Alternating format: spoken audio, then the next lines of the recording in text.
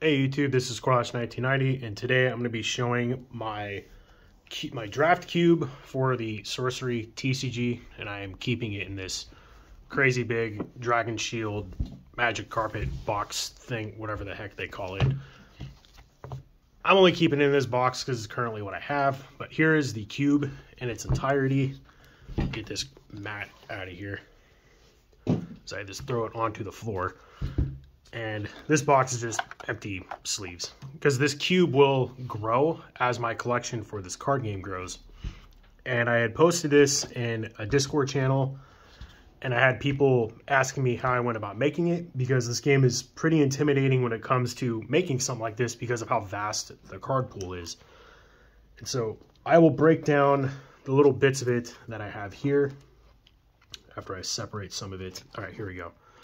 So this is a two-person Winston draft cube, or at least I think it's called Winston. Basically, I'll just move these. Each player will have a stack of cards representing packs, and they will make two columns as these all fall over. And essentially, whoever's going first will pick one of the columns to keep. And after that happens, you will refill a card to each column, and you'll do that until all the packs are gone, so on and so forth, which leaves these cool interactions with you know, quality over quantity if there's better cards in certain stacks and so on and so forth. So, you know, this game is meant for 2-player. There is a cool 4-player variant out there with this new Matt, which someone who I met when I went to Vegas. Super cool dude. He has like rules meant for 4-player, but this cube is meant strictly for 2 players, so that's why it's a lot smaller. But basically, this like player starter pack, I give each player the opportunity to pick either a sorcerer or seer. They both do, they're not as unique as the other avatars. This one lets you over time draw more cards because you can tap to draw a spell. This one, throughout the course of the game, can help fix what you're drawing, which is, you know, both of these abilities are very good in a draft format, you know, limited format style. So I left that up to whoever, you know, left to the person who wants to play whichever one. And then this is just a play set of every basic site in the game. That is the same for both players. Hopefully these cards like stand still, because these are like brand new sleeves. And for those that are curious, I'm using Dragon Shield Perfect Fit side loaders and then Dragon Shield Clear Matte, because I think sites are basic knowledge to everyone in the game. So I wanted sites and, of course that's a site card, but I wanted sites and non-sites, or Atlas and Spellbook cards, to be, you know, you can tell which is which. So for the breakdown for the cube, since I was a Kickstarter supporter, I got one of these really cool signed Sorcerer cards that has, you know, no text, just this fancy signature down here.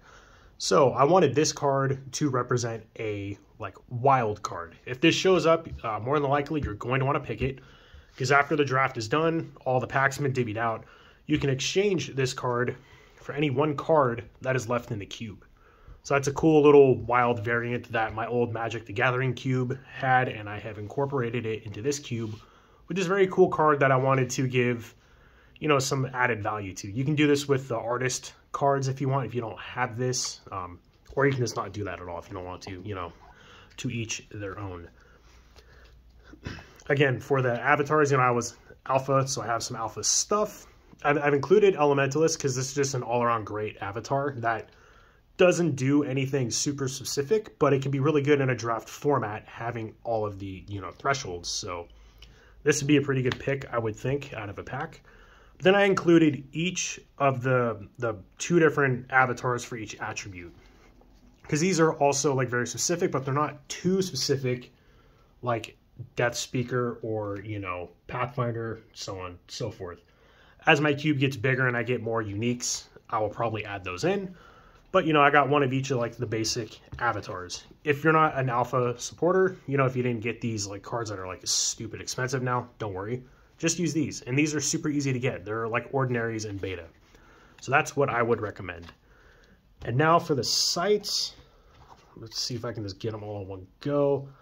And the artifacts, these do not follow my criteria for the attribute cards. These are a little different. Basically, any artifact that I had, I sleeved up and put in the cube. I do not have Philosopher's Stone in here, and I don't have the cores yet. I have 2 of them. I don't have all 4. I will put the cores in here when I have all 4, but I don't want more cards for like certain attributes than others. I don't want there to be favoritism. So once I have all 4 will then go in. And that'll kind of explain how my cube grows and develops. But yeah, basically one of each of the artifacts that I have. It's not really too crazy on that. Just, you know, get your artifacts, sleeve them up. Same with the non-attribute providing sites. Again, these are all built extras after my decks that I've done deck techs on for. But yeah, one of each of the non-attribute providing sites, I just kind of dumped them all in. They do not go towards the like criteria that I have for this cube. Now, the attribute providing sites. I am running one of each of the duels, including the ones I do multi, you know, all 4. Once I have Pristine Paradise, it will go in here as well. But yeah, include all 6 of these because they're just, you know, they're good. Now for sites that provide just one attribute. I have 1 unique, 1 elite, and 1 exceptional for all 4 attributes. Because I don't have enough extra like elites, especially like Fire. Fire does not have a lot of elite sites, or if they do, I have not really opened them. So keeping the balance pretty same there so that no color is favorited more than the other. Keep it nice and balanced. Otherwise, certain colors are going to be seen more frequently than others, which will make them more desirable to pick. Now for the colors, I won't go into the specifics as to why each card is in here. You know, this game's based on art. Play what you want to see. Some of these cards are in here for art, like this. Some of them are in here because I'm sticking with a certain themes, like air. I wanted a lot of Airborne, and I wanted a lot of Voidwalk. So there's a lot of Airborne and Voidwalk stuff in here. You can totally build air a completely different way. I also stayed away from like vanilla cards that don't have any abilities. Again, if you like the Arc Swarm, throw them in. It literally doesn't matter.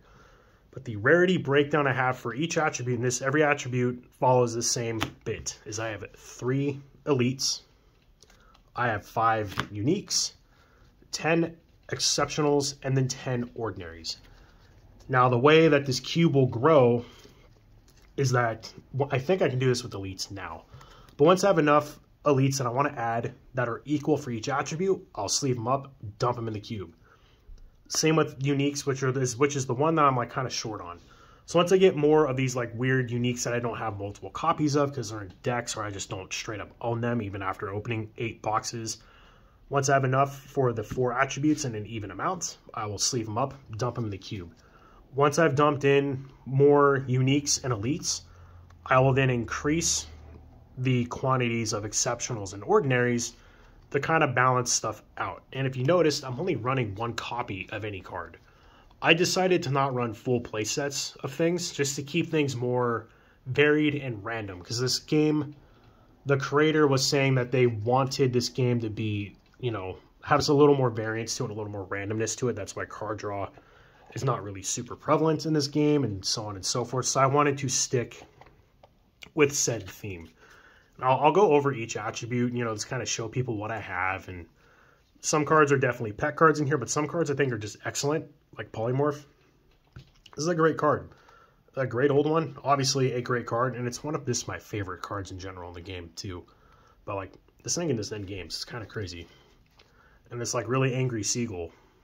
Or like a bullfrog that eats stuff. Or these frogs that like jump over things. These, I don't really think these are super great, but I love the artwork, and I love the theme.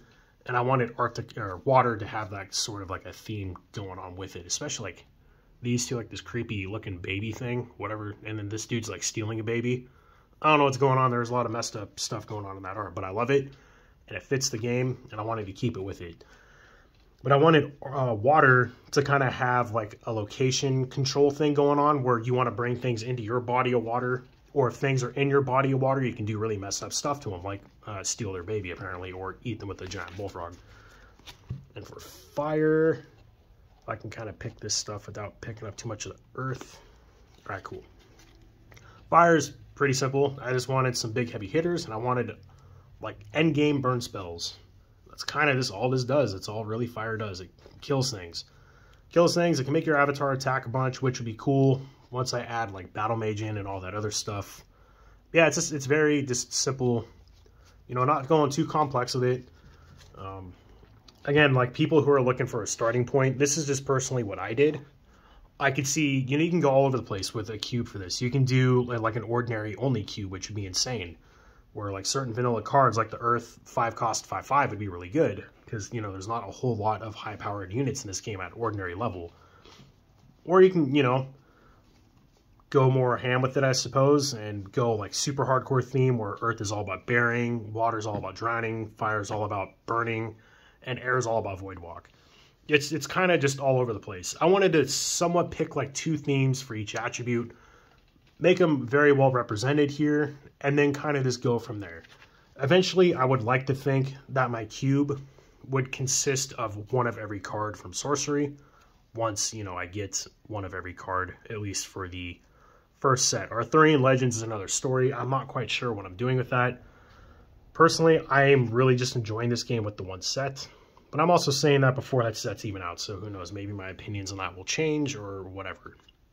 But yeah, that is my Sorcery cube, pretty much in a nutshell. I didn't really think too much about it, just had like set themes and I just went and did it. So for those of you who are also thinking of how to make a cube and, you know, how to go about doing that, maybe just start here, you know, go through each attribute, kind of pick like a theme that you like and throw cards into it that fit that theme and then kind of build off of it from there. And just make sure that everything is balanced. Everything is even. You know, you don't want more representation of one color than another, though you could make a cube that does that for whatever certain particular reason that you have. And then if you want to do something cool with like a little wild card, like a Joker card, you know, throw something like this in, or like the artist card. That way all the artists are constantly getting recognized too. So maybe I'll find a use for that card in the future, and if I do, I'll probably do an update on the cube and explain that. But for now, this is what I have, and I'm quite happy with it. All I'm missing really is the cores and Philosopher's Stone. Once I have that going, we're in business. But anyway, that's the cube. Thank you all for watching. And again, thank you for all the new subscribers too. There's been like 60 of you, which is insane. That's more than I've gotten in like 2 years. So I really appreciate it. And I appreciate all the comments too. I've had people clarify some rules for me that I've gotten wrong that would not have happened if they didn't point them out.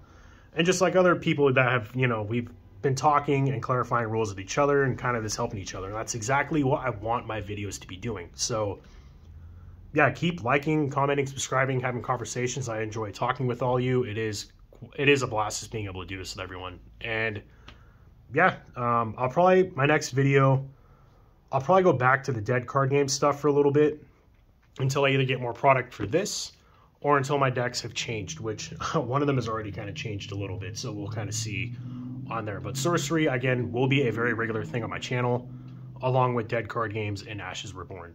Anyway, thank you all for watching, and I'll catch you all next time.